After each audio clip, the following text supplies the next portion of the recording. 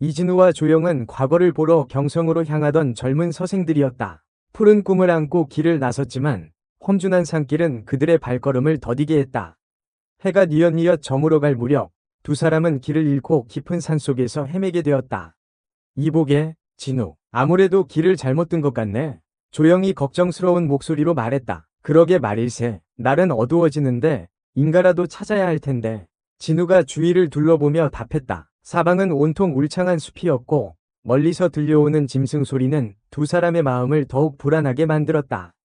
그때 저 멀리 희미한 불빛이 보였다. 저기 불빛이 보이네. 어서 가보세. 두 사람은 한 줄기 희망을 품고 불빛을 향해 걸어갔다. 가까이 다가가자 아담한 초가집 한 채가 나타났다. 진우가 조심스럽게 문을 두드렸다. 계십니까? 길을 잃은 나그네들입니다. 하룻밤 묵어갈 수 있겠습니까? 잠시 후 문이 열리고 인자해 보이는 노부부가 나왔다. 어서 들어오시오. 이런 누추한 곳에 귀한 분들이 어쩐 일이십니까? 박노인이 말했다. 저희는 과거를 보러 가는 길인데 날이 저물어 하룻밤 신세를 지고자 합니다. 진우가 공손하게 답했다. 그러시군요. 마침 저희는 오늘 밤 이웃마을에 일이 있어 집을 비워야 합니다. 하지만 걱정 마십시오. 집에 며느리가 있으니 며느리가 손님들을 잘 모실 것입니다. 박노 부인이 말했다. 진우와 조영은 뜻밖의 상황에 조금 당황했지만 달리 방법이 없었다. 노부부는 며느리에게 손님들을 잘 부탁한다는 말을 남기고 집을 나섰다. 잠시 후 방문이 열리고 젊은 여인이 들어왔다. 달빛 아래 드러난 그녀의 얼굴은 눈부시게 아름다웠다. 진우는 숨을 멈추고 그녀를 바라보았다. 저는 최설아라고 합니다. 서방님은 돌아가시고 시부모님을 모시고 살고 있습니다. 설아가 수줍게 말했다. 이진우라고 합니다. 신세를 지게 되어 죄송합니다. 진우가 겨우 입을 열었다. 설아는 아랫목에 따뜻한 이부자리를 펴고 정갈한 저녁상을 차려주었다. 진우는 설아의 아름다움에 넋을 잃고 밥이 입으로 들어가는지 코로 들어가는지 몰랐다. 조영은 그런 진우를 보며 걱정스러운 눈빛을 보냈다. 선비님, 불편한 점은 없으십니까? 설아가 조심스럽게 물었다. 아닙니다. 너무나 편안합니다. 진우가 횡설수설했다. 밤이 깊어지자 설아는 진우에게 아랫목에서 자라고 하고 자신은 윗목에 자리를 폈다. 진우는 잠자리에 누웠지만 아름다운 설아와 한방에 있다는 생각에 잠을 이룰 수 없었다. 그의 마음속에는 묘한 욕망이 꿈틀거렸다. 부인. 진우가 조심스럽게 설아를 불렀다. 예, 선비님. 설아가 돌아누우며 답했다. 혹시 남편분은? 제 서방님은 돌아가신 지 오래입니다. 설아의 목소리는 슬픔에 잠겨 있었다. 진우는 설아의 말에 용기를 얻었다. 그는 조심스럽게 몸을 움직여 설아에게 다가갔다. 부인, 혼자 얼마나 외로우십니까? 진우가 떨리는 목소리로 말했다. 설아는 아무 말 없이 진우를 바라보았다. 진우는 설아의 눈빛에서 묘한 감정을 읽었다. 그는 조심스럽게 설아의 손을 잡았다. 설아는 저항하지 않았다. 진우는 더욱 대담해졌다. 그는 설아의 얼굴에 가까이 다가가 입을 맞추려 했다. 바로 그때 설아가 갑자기 몸을 일으켜 진우의 뺨을 세게 때렸다. 이런 무례한. 설아의 목소리는 차갑게 얼어붙어 있었다. 진우는 뺨을 맞고 정신이 번쩍 들었다. 그는 자신이 무슨 짓을 하려 했는지 깨닫고 부끄러움에 고개를 들 수 없었다. 선비님, 저는 비록 과부의 몸이지만 정절을 지키며 살고 있습니다. 어찌 이런 파렴치한 행동을 하십니까? 설아가 엄한 목소리로 말했다. 죄송합니다. 제가 잠시 정신이 나갔었나 봅니다. 진우가 고개를 숙인 채 말했다. 선비님, 뉘우치신다면 다행입니다. 하지만 잘못은 바로잡아야 합니다. 회초리를 가져오십시오. 설아가 말했다. 진우는 설아의 말에 따를 수밖에 없었다. 그는 마당으로 나가 회초리를 찾아왔다. 제 앞에 서서 바지를 걷으십시오. 설아가 말했다. 진우는 떨리는 손으로 바지를 걷었다. 설아는 회초리를 들고 진우의 종아리를 힘껏 내리쳤다. 진우는 고통에 찬 비명을 질렀다. 설아는 인정사정 없이 회초리를 휘둘렀다. 진우의 종아리는 금세 붉게 부어올랐다. 선비님, 이것은 선비님의 잘못을 뉘우치게 하기 위함입니다. 원망하지 마십시오. 설아가 차가운 목소리로 말했다. 진우는 고통 속에서도 설아의 말을 부정할 수 없었다. 그는 자신이 저지른 잘못을 깊이 뉘우쳤다. 잘못했습니다. 다시는 이런 일이 없도록 하겠습니다. 진우가 흐느끼며 말했다. 설아는 매질을 멈추고 진우에게 옷을 내리라고 했다. 그리고는 차가운 물수건으로 진우의 종아리를 닦아주었다. 선비님, 부디 마음을 바로잡고 학문에 정진하십시오. 그리하여 훗날 훌륭한 인물이 되시길 바랍니다. 설아가 말했다. 진우는 설아의 따뜻한 손길에 감동했다. 그는 설아에게 깊이 감사하며 다시는 어리석은 행동을 하지 않겠다고 다짐했다. 다음날 아침, 박 노부부가 돌아왔다. 진우는 민망함에 서둘러 집을 나서려 했지만 노부부는 그를 붙잡고 아침상을 차려주었다. 선비님, 어젯밤 불편한 점은 없으셨습니까? 박노인이 물었다. 아, 예. 덕분에 편히 쉬었습니다. 진우는 차마 설아와의 일을 말할 수 없었다. 그때 설아가 방에서 나와 노부부에게 말했다. 아버님, 어머님, 드릴 말씀이 있습니다. 진우는 가슴이 철렁 내려앉았다. 설아가 모든 것을 이야기할 것이라고 생각했다. 사실 어젯밤 선비님께서 불경스러운 행동을 하셨습니다. 그래서 제가 회초리로 종아리를 때렸습니다. 설아가 말했다. 진우는 눈앞이 캄캄해졌다. 그는 이제 모든 것이 끝났다고 생각했다. 하지만 놀랍게도 노부부는 진우가 아니라 설아를 꾸짖었다. 아니, 그게 무슨 말이냐? 어찌 손님에게 매질을 할 수 있단 말이냐? 박노인이 화를 내며 말했다. 아버님, 선비님께서 잘못을 하셨기에 잘못을 했다 한들 좋게 타이르면 되는 것이지.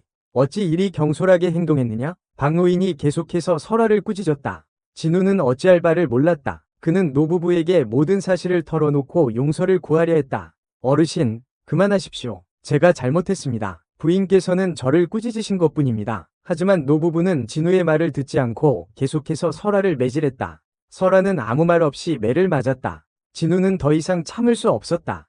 그는 노부부를 말리고 설아에게 용서를 빌었다. 부인, 죄송합니다. 제가 모든 것을 망쳤습니다. 설아는 고개를 들어 진우를 바라보았다. 그녀의 눈에는 눈물이 고여 있었다. 선비님, 저는 괜찮습니다. 부디 훌륭한 사람이 되십시오. 진우는 설아의 말에 깊은 감동을 받았다. 그는 노부부와 설아에게 다시 한번 감사의 인사를 하고 길을 떠났다. 며칠 후 진우와 조영은 한양 근처의 한 주막에 머물게 되었다. 주막에는 많은 사람들이 오가며 활기찬 분위기가 느껴졌다. 진우야, 여기서 잠시 쉬었다 가자꾸나. 조영이 말했다. 그래, 그러세. 두 사람은 주막 한쪽에 자리를 잡고 앉았다. 그때 화려한 옷차림을 한 젊은 여인이 그들에게 다가왔다. 선비님들, 어디서 오시는 길이십니까? 여인이 요염한 눈빛으로 물었다. 우리는 과거를 보러 가는 길입니다. 진우가 무뚝뚝하게 답했다. 그러시군요. 저는 이 주막 주인의 아내 김혜원이라고 합니다. 여인이 말했다. 혜원은 진우에게 술을 권하며 은근슬쩍 그의 몸에 손을 댔다. 진우는 혜원의 행동에 불쾌감을 느꼈지만 애써 참았다. 부인, 술은 그만 주십시오. 저는 술을 잘 못합니다. 진우가 말했다. 어머, 선비님도 참, 이런 날 술 한 잔도 못 하신단 말입니까? 혜원이 교태를 부리며 말했다. 진우는 혜원의 유혹에 넘어가지 않으려고 애썼다. 그는 설아의 가르침을 떠올리며 마음을 다잡았다. 부인, 저는 이미 다른 여인을 마음에 두고 있습니다. 그러니 그만하십시오. 진우가 단호하게 말했다. 혜원은 진우의 말에 얼굴이 불그락불그락해졌다. 뭐라고요? 감히 나를 거절해? 혜원이 소리쳤다. 진우는 혜원의 반응에 당황했지만 물러서지 않았다. 저는 제 마음을 속일 수 없습니다. 부디 이해해 주십시오. 혜원은 분을 참지 못하고 자리에서 일어나 방으로 들어가 버렸다. 진우는 한숨을 쉬며 조영에게 말했다. 아무래도 여기서 빨리 떠나야겠네. 그래, 그게 좋겠어. 그날 밤, 진우는 잠을 자던 중 이상한 기척에 눈을 떴다. 어둠 속에서 누군가가 자신의 몸 위로 올라타는 것이 느껴졌다. 누구냐? 진우는 깜짝 놀라 소리쳤다. 불빛 아래 드러난 것은 바로 김혜원이었다. 선비님, 왜 그렇게 매정하게 구십니까? 오늘 밤, 저와 함께 즐거운 시간을 보내시지요. 혜원이 속삭이며 진우의 옷을 벗기려 했다. 이러지 마십시오. 저는 부인을 원하지 않습니다. 진우는 혜원을 밀쳐내려 했지만 혜원은 끈질기게 매달렸다. 선비님, 제발, 저는 외롭습니다. 남편은 항상 집을 비우고 저는 혼자 지내는 것이 너무나 괴롭습니다. 혜원이 애원하며 말했다. 진우는 혜원의 유혹에 마음이 흔들렸다. 하지만 그는 설아의 가르침과 조영의 충고를 떠올리며 간신히 이성을 붙잡았다. 부인, 저는 이미 마음을 정했습니다. 부디 저를 놓아주십시오. 진우가 단호하게 말했다. 혜원은 진우의 말에 절망하며 그의 품에서 벗어났다. 그리고는 홧김에 방을 나가버렸다. 진우는 깊은 한숨을 내쉬었다. 그는 자신이 옳은 선택을 했다고 믿었지만 마음 한구석에는 씁쓸함이 남았다. 다음날 아침, 진우는 조영에게 어젯밤 일을 털어놓았다. 정말 잘하셨습니다. 진우공. 그런 여자의 유혹에 넘어가지 않으시다니 참으로 대단하십니다. 조영이 말했다. 하지만 마음이 편치 않네. 그 여인의 처지가 딱하기도 하고. 진우가 말했다. 너무 걱정 마십시오. 진우 공께서는 옳은 일을 하신 겁니다. 조영이 위로했다. 두 사람은 서둘러 주막을 나섰다. 그런데 주막 밖에는 뜻밖의 광경이 펼쳐져 있었다. 주막 안에서 비명소리가 들리고 사람들이 몰려들었다. 무슨 일이지? 진우와 조영은 주막 안으로 들어가 보았다. 그곳에는 끔찍한 광경이 벌어져 있었다. 김혜원과 낯선 남자가 피를 흘리며 죽어 있었고 그 옆에는 피 묻은 칼을 든 임종석이 서 있었다.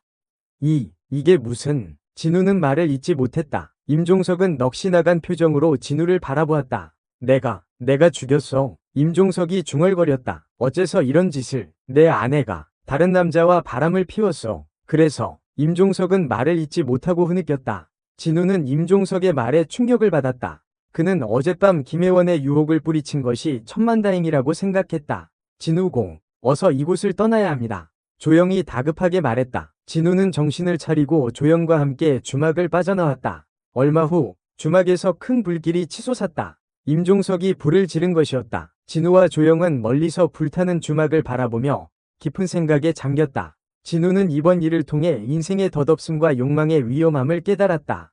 그 후 진우는 과거에 급제하여 훌륭한 관리가 되었다. 그는 항상 설화의 가르침과 주막에서의 일을 잊지 않고 백성을 위한 정치를 펼쳤다.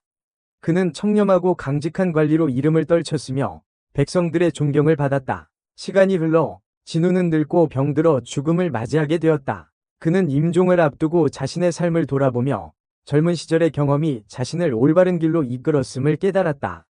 그는 설화와 조영, 그리고 이름 모를 사람들에게 감사하며 조용히 눈을 감았다. 진우의 이야기는 오랫동안 사람들 사이에서 회자되며 교훈을 남겼다. 욕망을 다스리고 올바른 길을 걷는 것이 얼마나 중요한지를 보여주는 이야기였다.